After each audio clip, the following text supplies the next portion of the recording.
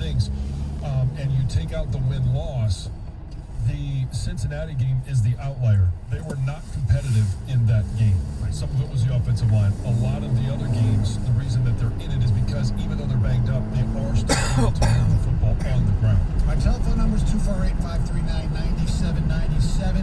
Sheila Ford, an interview with Dave Burkett of Free Press, called it a rebuild. I think as I'm quoting here, I think as I say, everyone knew this was going to be a hard year, a rebuild. No one wanted to say that exactly.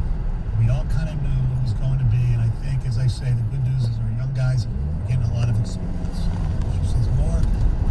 And here's the deal. It may not mean anything, but I just think it's refreshing that we see an owner, not just in Martin, in any town, actually use that word. Yeah. I talk to, friends from out of town that I have, and, especially my friends in New York. They're so pompous. Oh, well, you can't rebuild in New York. Oh, yes, you can. Yeah. You can rebuild anywhere, but they'll say it. Yeah. You have to rebuild.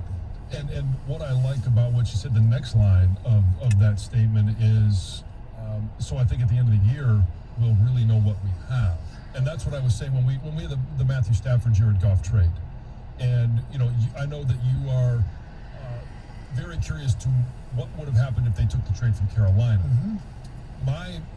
One of the things that I've always said about that trade is you've got to find out, especially for some of these young players, whether it's the drafted players, whether it's some of the young guys that you've signed, now they've moved on from some of those players already, is after 17 games, you're going to know exactly what you have offensively, defensively, and special teams. You're going to know what you have in your coaching staff and what you're going to need in this draft. Now, what we don't know is the position of those picks. It looks like the Lions are taking care of business and earning themselves a number one overall pick. So they're going to get a chance to select from the best of college football coming out this year. The other one with the Rams, we won't know until the end of the year. It's going to be somewhere probably mid-20s. And with that pick, what can they do? And what is their biggest area of need? What is, with the schemes that they are currently using, if they keep those schemes,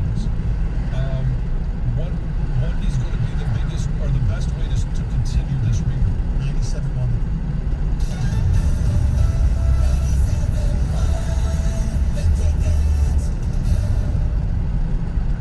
Rock songs that'll crank up the good times. Tailgate Rock, the new Odyssey exclusive station. Get it on the Odyssey app today. Brought to you in part by Macy's, Geico, and Coke Zero Sugar.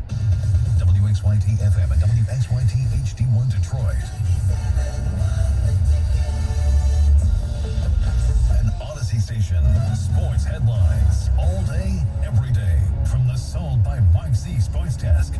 This is 97.1. The Ticket. Good morning. The Detroit Pistons fall to 0-3, losing to the Hawks in Atlanta, 122-104. They play without top scorer Jeremy Grant, who missed the game with an elbow infection. They also continue to play without top overall draft pick Cade Cunningham, who is still yet to practice or play a game since early in training camp due to a sprained ankle. Red Wings right until Wednesday night in Washington against an unbeaten Caps. Michigan now a 4.5-point favorite at Michigan State.